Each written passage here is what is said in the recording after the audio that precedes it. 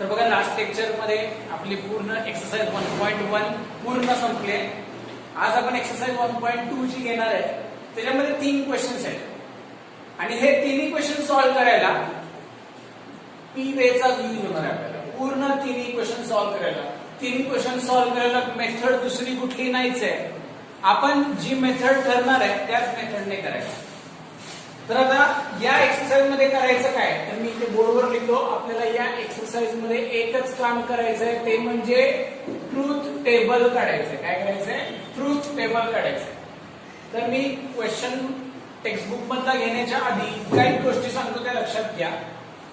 Truth टेबलचा कुठलाही question असू दे, त्याच्यामध्ये पहिले चेक करायचा नुसता पी आणि क्यू दिलाय का पी क्यू आर दिलाय.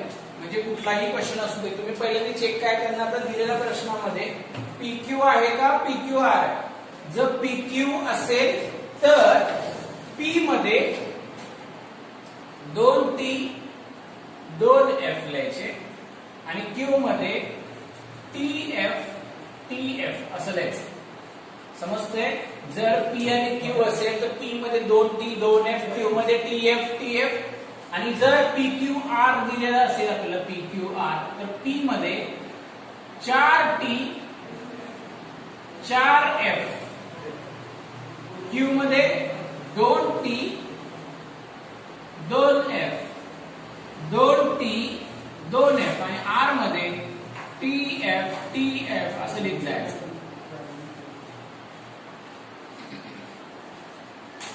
समजते मी काय सांगतोय? म्हणजेच आपल्याला जर PQ नुसतं असेल, म्हणजे कुठलाही क्वेश्चन असू दे, क्वेश्चन मध्ये सगळ्यात पहिले मी चेक करायचं की आपल्याला काय दिलंय. तर PQ जर दिलं असेल तर एवढंच लिहायचं, PQR दिलं असेल तर एवढं लिहायचं. मग दोघांमध्ये फरक एवढाच आहे की नुसतं PQ असेल तर आपले आडवे 4 रो येतील, PQR असेल तर आडवे 8 रो येतील. लक्षात येते मी काय सांगतोय? PQ आणि PQR पहिला आयडेंटिफाय करा, तिथून पुढे ट्रूथ टेबल सोडवायला चालू करा.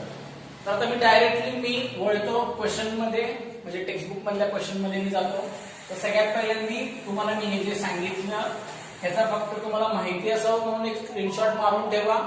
स्क्रीनशॉट मारा म्हणजे तुमच्या लक्षात येईल. पटकन एक स्क्रीनशॉट मारून घ्यायचे. तर मला वाटतं तुमचा स्क्रीनशॉट मारून झाला असेल. आता मी क्वेश्चन डायरेक्ट स्टार्ट करतो आणि क्वेश्चन मध्येच तुम्हाला सांगतो. Exercise 1.2 page number 13. Exercise 1.2 page number 13. पूर्ण एक्सरसाइज मध्ये आपण ट्रूथ टेबलच काढणार आहे. ट्रूथ टेबल कसं काढणार आहे, तर पी वे ने काढणार आहे. तर पी वे एकदा आपण मोठ्याने मनातल्या मनात तुम्ही बोला, मी एकदा बोलतो, तुम्ही मनातल्या मनात रिवाइज करून घ्या. पी वे आपला cup FFF, cap TTT, implies TFF, double implies TTT FFT. तर क्वेश्चन नंबर 1 जो आहे तो मी लिहितो कन्स्ट्रक्ट द ट्रूथ टेबल. आता हा जो क्वेश्चन आहे मी या बाजूला लिहितो म्हणजे मला या बाजूला जागा पुरेल. Construct the truth table. Construct truth table म्हणजे मला काय करायचंय? ट्रूथ टेबल कन्स्ट्रक्ट करायचंय for each of the following statement pattern. म्हणजे तुमच्याकडे टेक्स्टबुक असल्यामुळे मी पूर्ण क्वेश्चन लिहित नाही, कारण मला पूर्ण बोर्डवरती तो क्वेश्चन बरोबर मला काय करायचंय? ऑक्युपाय करून घ्यायचंय. तर बघा क्वेश्चन नंबर 1 आहे construct the truth table for each of the following statement pattern. मी फक्त इथे लिहिलंय कन्स्ट्रक्ट द ट्रूथ टेबल. क्वेश्चनचं मिनिंग काय तुमच्या लक्षात आलं असेल. त्याचा फर्स्ट क्वेश्चन जो आहे तो मी लिहितो. Question number 1 square bracket P implies Q, cap Q, square bracket complete, implies P. तर आता बघा माझा क्वेश्चन लिहून झालेला आहे.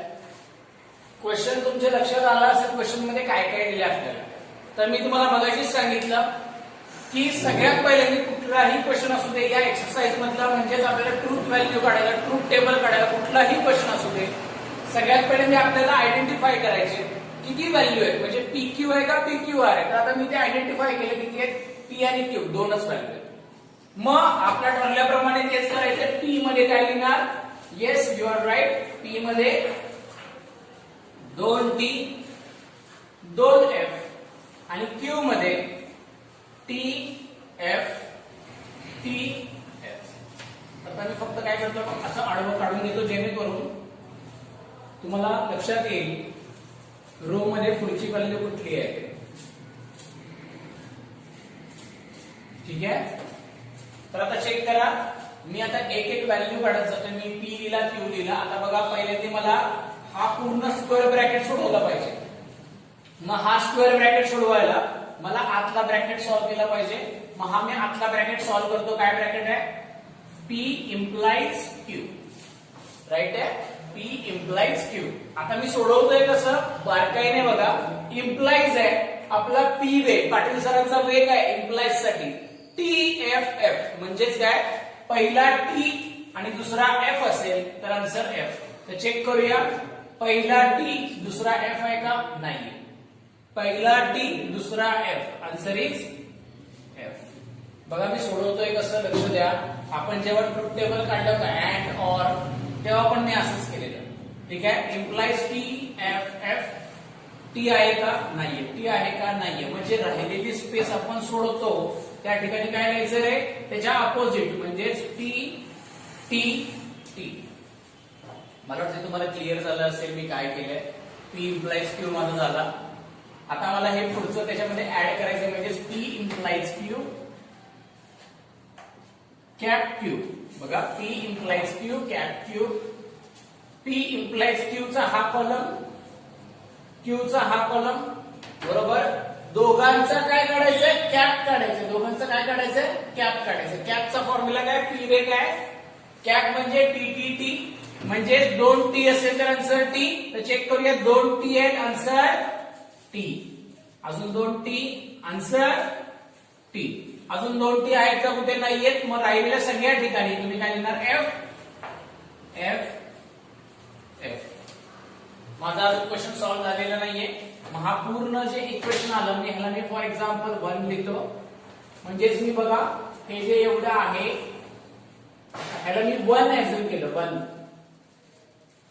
ठीक आहे. 1 ऍझ्युम केलं. मग हे 1 इम्प्लाइज P. अजून मला काढायचंय 1 इम्प्लाइज P. बरोबर. आता बारकाईने लक्ष द्या. 1 चा कॉलम इकडे, P चा कॉलम इकडे. इम्प्लाइज म्हणजे तुम्हाला माहिती आहे TFF आहे. मग पहिल्यांदा 1 चा कॉलम बघायचा, मग P चा कॉलम बघायचा. ठीक आहे. आता आपण चेक करूया. 1 चा कॉलम इम्प्लाइज TFF. तो पहिला 1 चा TF आहे का? P मध्ये नाहीये. T नाहीच आहे. TF answer is F. समजते मी काय सांगते? 1 चा कॉलम, P चा कॉलम. नेक्स्ट 1 चा पहिला T आहे का? नाहीये. म्हणजे हे नाही आहे. मग राहिलेले जे आन्सर आहेत जे बॉक्स मी रिकामे ठेवले तिथे मी काय लिहिणार? T T T. समजते? एकदम सोप्या प्रकारे केले. याच्यामध्ये काही अवघड नव्हतं. फक्त ट्रुथ टेबल आपण कसं सॉल्व्ह करतो. Question number 1, question number 2, question number 3 तिन्ही क्वेश्चन मध्ये मी असं सॉल्व्ह करणार आहे. मी वेगळं काहीच नाही करणार. तिन्ही क्वेश्चन सेम असे सॉल्व्ह करणार आहे. हा पहिला क्वेश्चन समजला असेल तर टोटल 3 क्वेश्चन मध्ये मिळून जवळपास 30 एक्झाम्पल आहेत. 30 एक्झाम्पल्स तुम्ही इझिली सॉल्व्ह करू शकता. ठीक आहे. तर ह्या फर्स्ट एक्झाम्पलचं पटकन तुम्ही काय करा? एक स्क्रीनशॉट मारून घ्या म्हणजे तुमच्या लक्षात राहील. फास्ट.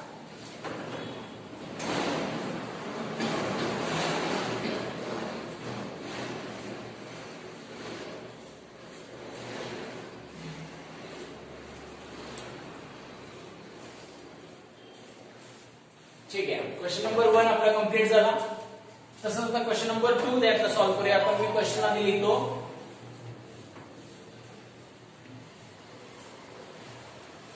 बघा प्रत्येक गोष्ट जी मी लिहितोय प्रत्येक गोष्टीचा जो मी शॉर्टकट सांगतोय तो खूप म्हणजे खूप महत्वाचा आहे. त्याचा आपल्याला काहीतरी उपयोग होणार आहे. लक्षात घ्या. क्वेश्चन नंबर 2 आधी मी क्वेश्चन लिहून घेतो. क्वेश्चन असा आहे P cap negation of Q. P cap negation of Q double implies P implies Q. Double implies P implies Q. तर आता बघा मी इथल्या ज्या व्हॅल्यू आहेत त्या रफ करतो.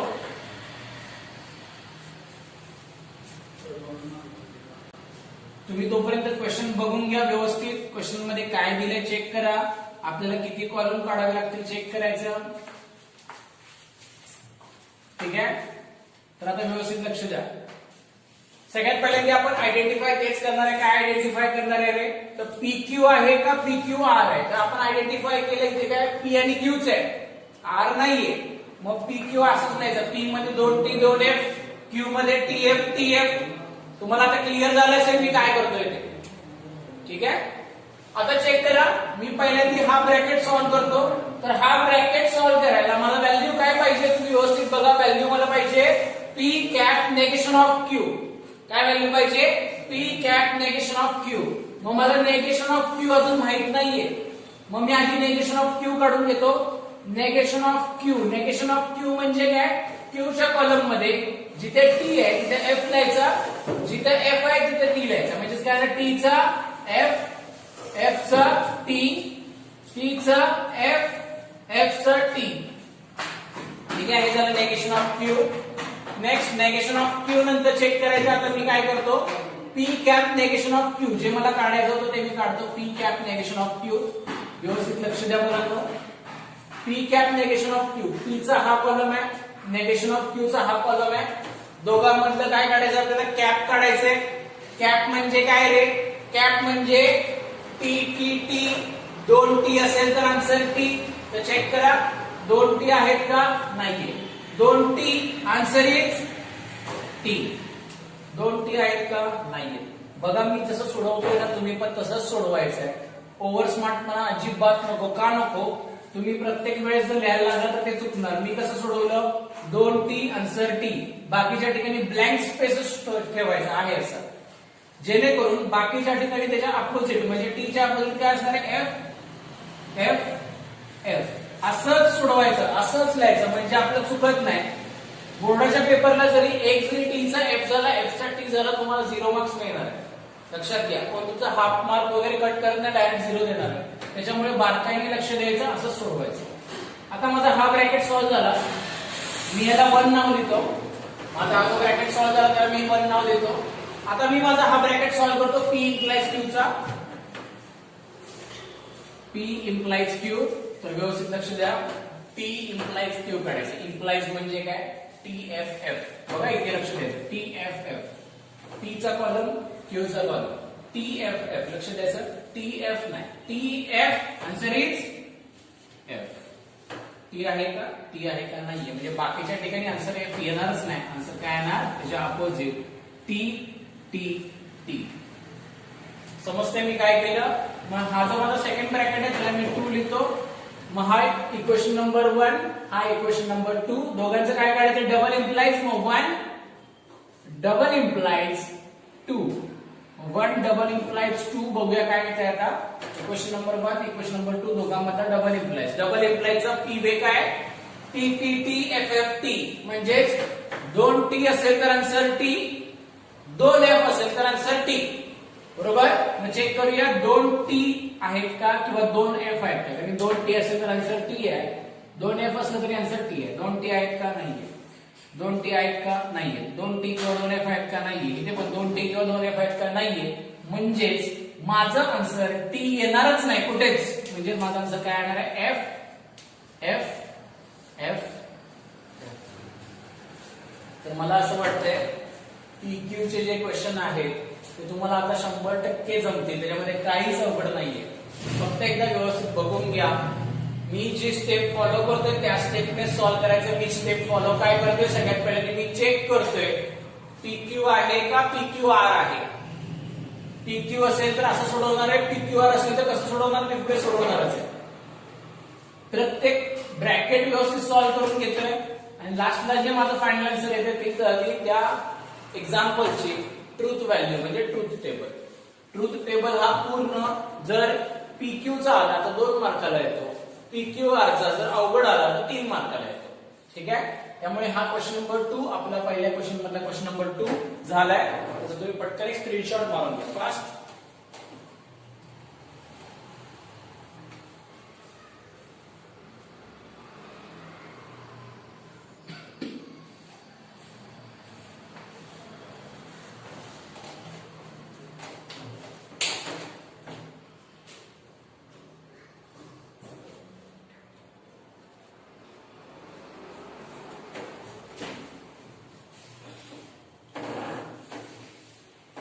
ठीक आहे, तुमचा क्वेश्चन नंबर 2 झाला असेल. नेक्स्ट मी येतो क्वेश्चन नंबर 3 कडे. आता बघा क्वेश्चन नंबर 3 हा PQR चा आहे. तुम्ही क्वेश्चन नंबर 5, क्वेश्चन नंबर 6 हे क्वेश्चन तुम्हाला बघा घरी सॉल्व्ह करायला जमतील असं मला वाटतंय. तरी पण त्यातला मी एक क्वेश्चन सॉल्व्ह करून दाखवतो तुमच्यासाठी. मी सॉल्व्ह करतो, त्यातला हार्ड क्वेश्चन मला असं वाटतोय तो, तर मी त्यातला सॉल्व्ह करतो. क्वेश्चन नंबर 5, क्वेश्चन नंबर 5 मी सॉल्व्ह करतो.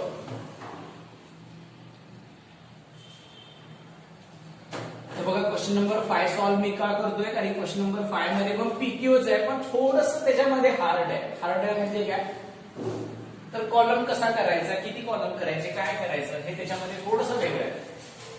तर क्वेश्चन नंबर 5 क्वेश्चन चेक करा. सेकंड तुम्ही टेक्स्टबुक मध्ये बघायचं, तुमच्याजवळ टेक्स्टबुक आहेच. Negation P cap square bracket P cup negation Q, P cup negation Q cap Q. ठीक आहे, आता मी हा क्वेश्चन सॉल्व्ह करतो, व्यवस्थित लक्ष द्या. तर आता चेक करा तुम्ही, ह्याच्यामध्ये पहिले मी आयडेंटिफाय तेच करणार आहे, PQ आहे का PQR आहे, मी असं आयडेंटिफाय करणार. बरोबर, तर मी आता इथे आयडेंटिफाय केलं की PQच आहे. मग मी आता हे सॉल्व्ह करायला स्टार्ट करतो. तर PQ मध्ये चेक करा. P मध्ये आपण तेच लिहिणार आहे. काय लिहिणार आहे P मध्ये, 2T 2F. सेम Q मध्ये काय लिहिणार रे, मगाशी सारखंच TF TF. मी फक्त काय करतो, एक हॉरिझॉन्टल लाईन काढून घेतो, जेणेकरून आपल्याला सगळ्या व्हॅल्यू व्यवस्थित लिहिता येते. बघा आता चेक करा ब्रॅकेट नुसार, इथे आहे नेगेशन ऑफ P, तर नेगेशन ऑफ P आपण काढून घेऊया. नेगेशन ऑफ P म्हणजे काय, T चं F करायचं, F चं T करायचं. P चा जो कॉलम आहे त्याच्यात मी T चं काय करतो, F, T चं F, F चं T, F चं T. समजतं, हे झालं माझं नेगेशन ऑफ P. तसं मी हा जो ब्रॅकेट आहे तो सोडवून घेतो, कारण मला हे पूर्ण सोडवायचंय. तर मी हा ब्रॅकेट सोडवून घेतो. तर हा ब्रॅकेट सोडवायला टर्म काय लागणार आहे चेक करा, P cup negation of Q. काय लागणार आपल्याला, P cup negation of Q. तर तुम्ही चेक करा, आपल्याला आधी काय काढलं पाहिजे रे, येस नेगेशन ऑफ Q काढलं पाहिजे. काय काढलं पाहिजे, नेगेशन ऑफ Q काढलं पाहिजे. तर नेगेशन ऑफ Q काढतो मी. T चं काय करायचं, F, F चं T. या कॉलमला बघा, T चं F, F चं T, T चं F, F चं T. समजते, नेगेशन ऑफ Q. आता आपण हा ब्रॅकेट घेऊया, P cup negation of Q, P cup negation of Q. P cup negation of Q काढायला कुठले दोन कॉलम बघायचे, हा P चा बघायचा आणि हा नेगेशन ऑफ Q चा बघायचा. P चा बघायचा, नेगेशन ऑफ Q चा बघायचा. दोघांमध्ये काय कप आहे, आपला P वेग आहे कपचा, F F F. 2 F असेल तर अक्षर F. तर चेक करा, 2 F आहेत का, नाही. 2 F आहेत का, नाही. 2 F, answer is F. 2 F आहेत का, नाही. मी कसं सोडवतोय लक्ष द्यायचं, असंच तुम्ही सोडवायचं. बघा इथे फक्त F येते, बाकीच्या ठिकाणी तुम्ही काय लिहिणार, 100% T T T. समजतंय, बघा हे आपलं एवढं झालंय. अजून आपल्याला त्याचा कॅप Q काढायचं, तर मी ते काढतो. P cup negation of Q cap Q. ठीक आहे, आपल्याला ह्याच्या बरोबर कॅप Q काढायचा, म्हणजे हा कॉलम बघायचा आणि Q चा कॉलम बघायचा. बघा हा कॉलम बघायचा, Q चा कॉलम बघायचा, दोघांचा काय काढायचा, कॅप काढायचा, कॅप. दोघांचा कॅप काढायला पाहिजे, मी इथे मार्क करतो, मी तुमच्या लक्षात येईल. हा कॉलम बघायचा, हा कॉलम बघायचा, दोघांचा कॅप. कॅप म्हणजे काय, T T T, म्हणजेच 2T असेल तर आन्सर T. तर आता चेक करूया, 2T answer T. 2T 2T 2T नाहीये. 2T नसल्यामुळे बाकीच्या ठिकाणी काय लिहायचं रे, F F F.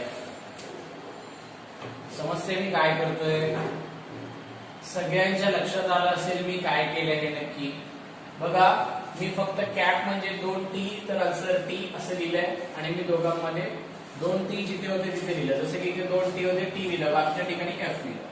आता बघा हे जे इक्वेशन आहे ह्याला मी इक्वेशन नंबर 1 लिहितो, म्हणजे हे जे एवढा ब्रॅकेट आहे माझा स्क्वेअर ब्रॅकेट त्याला 1 लिहितो आणि त्याचा कॅप काढायचा आहे नेगेशन ऑफ पी बरोबर. ठीक आहे, तर मी लिहितो नेगेशन ऑफ पी, ते negation of P, negation of P cap equation number 1, negation of P cap equation number 1.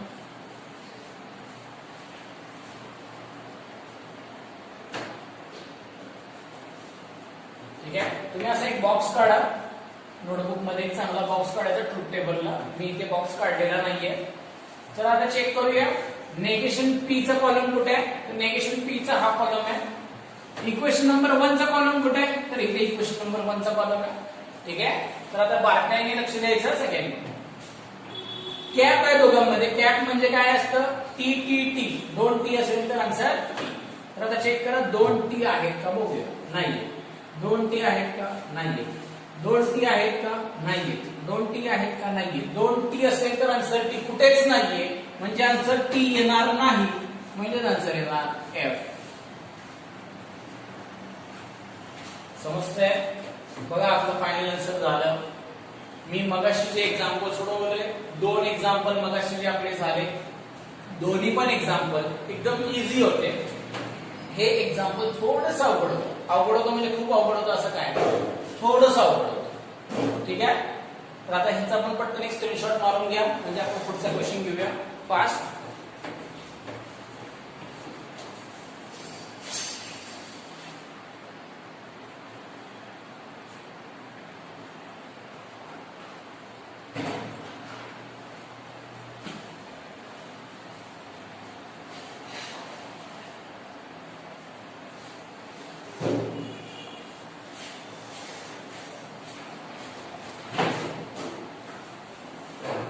ठीक आहे, तुमचा स्क्रीनशॉट मारून झाला असेल.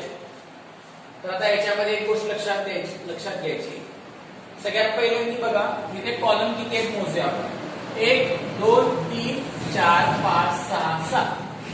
ठीक आहे, किती कॉलम आहेत, 7 कॉलम. तर आपल्याला जर चेक करायचं असेल आपण सोडवलेलं बरोबर आहे का, तर काय करायचं बघा मी सांगतो. ह्याच्यामध्ये पी क्यू किती आहेत, तर 1 पी आणि 1 क्यू आहे.